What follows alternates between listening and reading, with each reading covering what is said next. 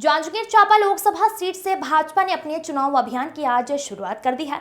शक्ति जिले के चंद्रपुर पहुंचकर प्रत्याशी ने चंद्र हासिनी देवी मंदिर पहुंचकर पूजा अर्चना किया है।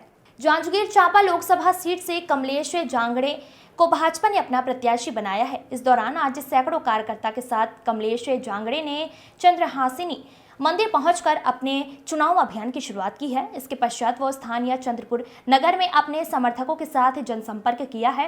इस दौरान उन्होंने मीडिया से बात करते हुए कहा कि उनको अपने कार्यकर्ताओं और मोदी सरकार की योजनाओं के दम पर जीत का भरोसा है।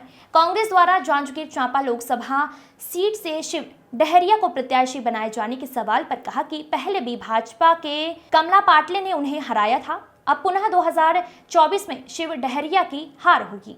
Bureau report. हम देश के यशस्वी प्रधानमंत्री मोदी जी का चेहरे को लेके पूरे क्षेत्र में जाएंगे और सबका साथ सबका विकास होगा। देखा जाए तो आठ विधानसभा है लोकसभा में और आठों विधानसभा में कांग्रेस का पिछले बार भी हमारे 2 विधायक थे तो भी हमारे सांसद चुन के गए थे और इस बार नहीं है, तो हमारे लिए कोई बड़ी चुनौती नहीं है। बहुत अच्छे से हम चुनाव जीत के जा रहे हैं। हमारे सभी कार्यकर्ता बंधु सब लोग लगे हुए हैं।